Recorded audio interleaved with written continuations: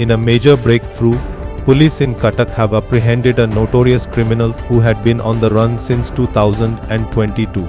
A film-style operation carried out early Monday morning, officers intercepted the accused, Bigneshwar Naik, at Alara village, while he was disguised as a Kamriya pilgrim. He was undertaking a Bol Bom Yatra.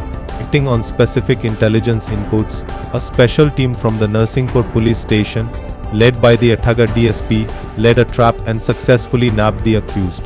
Police sources revealed that Bigneshwar Naik has over 40 criminal cases registered against him, ranging from robbery, snatching, bomb attacks, to charges under the Arms Act. He was wanted in more than 23 ongoing cases and had managed to avoid arrest for years, continuing his criminal activities.